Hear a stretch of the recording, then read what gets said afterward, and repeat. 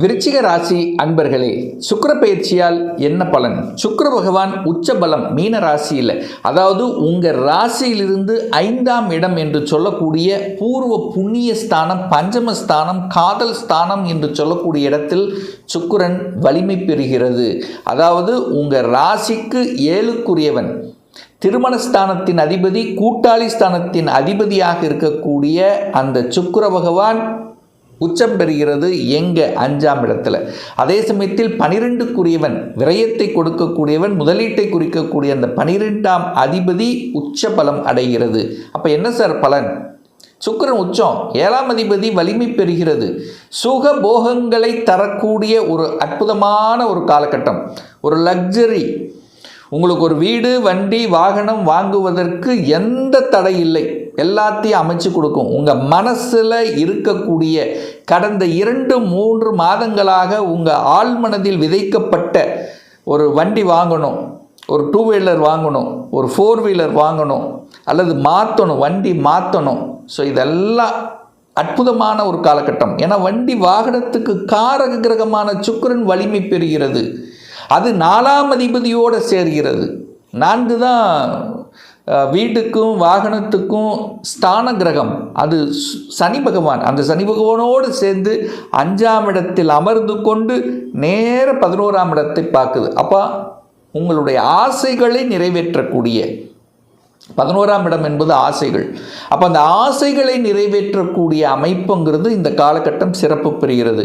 ஒரு வீடு வாங்குறதுக்கும் அல்லது வீடை ஆல்ட்ரு பண்ணுவதற்கும், வீடை கட்டுவதற்கும், வீடு கட்டி வாடகை விடுவதற்கும், அந்த வீட்டினால் ஒரு அனுகூலம் கிடைக்கக்கூடிய ஒரு நல்ல காலகட்டமாக அமைகிறது. அப்போ வீட்டை பற்றிய சிந்தனைகள், வீட்டை பற்றி என்னென்னலாம் வாங்கணும், அல்லது வீட்டுக்கு தேவையான பொருள்கள், எலக்ட்ரானிக்ஸ் பொருள், எலக்ட்ரிக்கல் பொருள் என்ன வாங்கணும் அப்படின்னு ஒரு லக்ஸரியாக அமைக்கணும் அப்படிங்கிற எண்ணங்கள் இந்த மாதம் அதிகமாக ஏற்படுத்தும் இந்த விருச்சிக ராசி அன்பர்களுக்கு. அடுத்து பாருங்க, 7ஆம் அதிபதி தனக்கு 11 உட்கார்ந்துருக்கார். அப்போ கணவன் மூலமாக அல்லது மனைவியின் மூலமாக லாபம் உண்டு. கணவன் அல்லது மனைவி உச்சம் பெறுகிறது. அப்போ செட்டில் ஆகக்கூடிய வாய்ப்புகள், ஒரு வேலை இல்லை, வேலை தேடிட்டு இருக்கீங்கன்னா இந்த மாதம் நிச்சயமாக இந்த காலகட்டத்தில் வேலை கிடைச்சிரும். அப்போ வேலையில் செட்டில் ஆகக்கூடிய தன்மை, அல்லது கணவன் மனைவியினுடைய சொத்துக்கள் கிடைக்கக்கூடிய வாய்ப்புகள், இதெல்லாமே நல்லா இருக்குது. அல்லது கணவன் மனைவி 2 பேரும் சேர்ந்து ஒரு சுய தொழில் செய்யணும் அப்படிங்கிற எண்ணங்கள் உங்கள் ஆழ் மனசில் கண்டிப்பாக விதைக்கும். ஏதாவது ஒன்று பண்ணணுங்க, இது இப்போ நமக்கு இருக்கக்கூடிய வருமானம் 10ல் ஏதாவது ஒரு அடிஷ்னலாக ஏதாவது ஒன்று பண்ணணும் அப்படிங்கிற எண்ண உணர்வுகளை உங்களுக்குள்ள விதைக்கக்கூடிய ஒரு காலகட்டமாக நிச்சயமாக இந்த விருச்சிகத்துக்கு அமையும். இந்த 7ஆம் இடங்கிறது தான் திருமணத்தை குறிக்கக்கூடிய இடம். அப்போ திருமண பந்தங்கள், திருமணத்துக்குள்ளே என்ட்ரி ஆவதற்கு, வரன்கள் செட் ஆவதற்கு, அப்போ திருமண வாய்ப்புகளை கொடுக்கக்கூடிய ஒரு காலகட்டம். திருமணமே வேண்டாம் அப்படின்னு நினைத்து கொண்டிருந்தவர்கள் கூட இப்போ திருமணம் செய்து கொள்ளலாம். அல்லது ஏற்கனவே டிவோர்ஸ் ஆனவர்கள் 2ஆம் திருமணம் செய்து கொள்ளணும் என்கின்ற எண்ண உணர்வை உங்கள் ஆழ் மனதில் விதைக்கக்கூடிய ஒரு காலகட்டமாகவும் இந்த காலகட்டம் அமைய இருக்கிறது விருச்சிக ராசி அன்பர்களுக்கு. அப்போ இந்த 7ஆம் இடம் என்பது சமூகத்தில் மீட் பண்ணக்கூடிய, நீங்கள் யாரை மீட் பண்ணுகிறீர்களோ அவர்கள் மூலமாக நன்மை கிடைக்கக்கூடிய ஒரு காலகட்டம், நல்ல நண்பர்கள் கிடைக்கக்கூடிய அமைப்புகள், இதெல்லாமே சாத்தியமாகக்கூடிய தன்மை. 5-7, அதாவது 7க்குரிய 5ல் இருக்கா, அப்போ காதல் வரக்கூடிய அமைப்புகள், காதல் இருக்கின்றவர்கள் காதல் திருமணம் செய்து கொள்ளலாம் என்கின்ற எண்ண உணர்வை விதைக்கக்கூடிய ஒரு காலகட்டமாகவும் அமைய இருக்கிறது. கணவன் மனைவிக்குள்ளேயே ஒரு பரஸ்பர அன்னோனியம் விதைக்கக்கூடிய தன்மை, சின்ன சின்ன கருத்து வேறுபாடு ஏற்பட்டவர்கள் அல்லது ஒரு மனக்கசப்போடு இருக்கின்றவர்களுக்கெல்லாம் புரிந்து கொள்ளக்கூடிய உணர்வை கொடுக்கக்கூடிய ஒரு காலகட்டம் இந்த காலகட்டம் அப்படின்னு சொல்லுவேன்.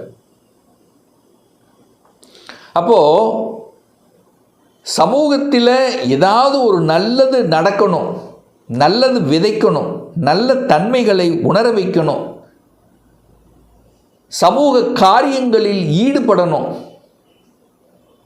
குழந்தைகளை பற்றிய சிந்தனை ஓட்டங்கள் அதிகமாக இருக்கும். அவங்க வாழ்க்கையில் செட்டில் ஆக்கணும். படிச்சிருக்காங்க, வேலை கிடைக்குமா? நிச்சயமாக வேலை கிடைக்கும். வெளிநாட்டில் போய் படிக்கக்கூடிய ஆர்வங்களை தூண்டுமா? நிச்சயமாக தூண்டும். குழந்தை பாக்கியம் சார்ந்த விஷயத்தில் நல்லவை நடக்குமானா நிச்சயமாக நல்லவை நடக்கக்கூடிய அமைப்பு.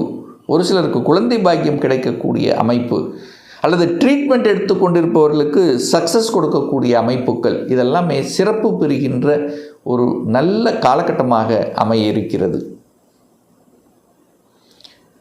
இந்த சுக்கிர பகவான் பார்த்தீங்கன்னா இந்த 5ஆம் தேதி, மார்ச் 5ஆம் தேதியிலிருந்து 14ஆம் தேதி வரைக்கும் பார்த்தீங்கன்னா சனி பகவானுடைய நட்சத்திரமான உத்திரட்டாதி நட்சத்திரத்தில் ட்ராவல் பண்ணுறார். ஸோ இந்த காலகட்டத்தில் உங்கள் முயற்சிகள் பலிதமாகும். ஏன்னா 3ஆம் அதிபதி சனி அல்லவா, அப்போ சிறு தூர பிரயாணங்கள் நடக்கும், முயற்சிகள் சக்ஸஸ் ஆகும், புதிய ஒப்பந்தங்கள் கிடைக்கக்கூடிய அமைப்புகள், கலைத்துறையில் என்ட்ரி ஆவதற்குண்டான வாய்ப்புகள், சந்தர்ப்பங்கள் இந்த விருச்சிகத்துக்கு ஏற்படுத்தும். ஏதாவது ஒரு கலைத்துறை, கலைகளின் மீது நாட்டம், இசையின் மீது ஆர்வம்.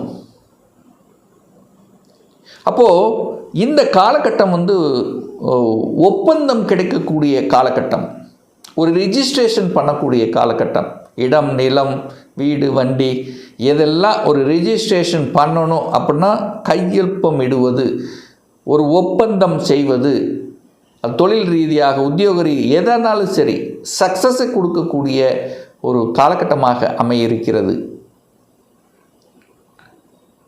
இரும்பு சம்பந்தப்பட்ட துறை, அதுவும் பாருங்கள், இரும்பு சம்பந்தப்பட்ட அப்படியே என்ன சொல்கிறது, ஒரு இண்டஸ்ட்ரி, அந்த இண்டஸ்ட்ரியை ஆட்டோமேஷன் பண்ணக்கூடிய அமைப்புகள், அதாவது ரொபாட்டிக்ஸ் சம்பந்தப்பட்ட, ஆட்டோமேஷன் சம்பந்தப்பட்ட இந்த மாதிரி துறையில் இருக்கிறவங்களுக்கெல்லாம் அனுகூலத்தை தரக்கூடிய அமைப்பு இந்த காலகட்டம் உண்டுன்னு சொல்ல போகிறேன். அடுத்து பார்த்திங்கன்னா இந்த சுக்கிர பகவான் ரேவதி நட்சத்திரத்தில் பிரயாணம் பண்ணுறார். மார்ச் 15 மார்ச் 26ஆம் தேதி வரை புதன் நட்சத்திரமான ரேவதியில் ட்ராவல் பண்ணக்கூடிய இந்த காலகட்டம் உங்களுக்கு திடீர் அதிர்ஷ்டத்தை கொடுக்கக்கூடிய ஒரு காலகட்டம். 8-11ஆம் அதிபதி. அப்போது சில அலைச்சல் திருச்சல்களை கொடுத்தாலும் அதன் மூலமாக லாபத்தை தரக்கூடிய, எண்ணியது நடக்கக்கூடிய அமைப்புங்கிறது இந்த காலகட்டம் உண்டுன்னு சொல்லுவேன். அப்போ சுக்கிரன் புதன் காம்பினேஷன் வந்தாலே தகவல் தொடர்பு துறை, கம்யூனிகேஷன் சூப்பராக இருக்கும்.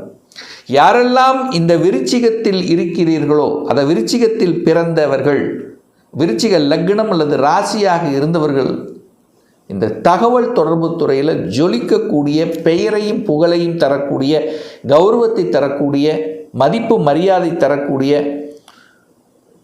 ஒரு ப்ரமோஷனை கொடுக்கக்கூடிய, இதெல்லாம் சூப்பராக இருக்கும். கம்ப்யூட்டர் சம்பந்தப்பட்ட, அக்கௌண்ட் ஆடிட்டிங் சம்பந்தப்பட்ட துறையில் இருக்கின்றவர்கள் தன்னுடைய புத்தியையும் அறிவையும் வைத்து செய்யக்கூடிய அனைத்து விதமான துறைகள் மூலமாகவும் கூடுதல் நன்மை தரக்கூடிய ஒரு காலகட்டம் இந்த காலகட்டம்.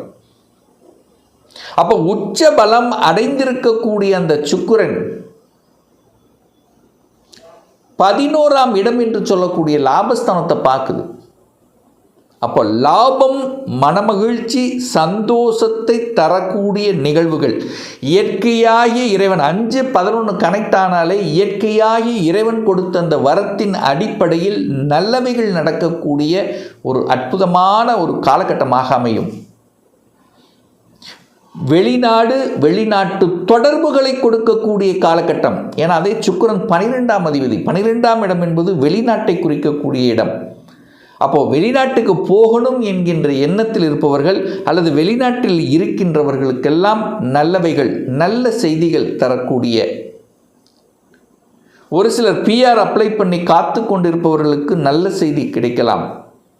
ஒரு சிலர் முதலீடுகள் செய்யணும் அப்படிங்கிற எண்ண உணர்வுகளை தரக்கூடிய அமைப்புகள், இதெல்லாமே நல்லபடியாக நடக்கக்கூடிய ஒரு நல்ல காலகட்டமாக இந்த விருச்சிகத்துக்கு நிச்சயமாக.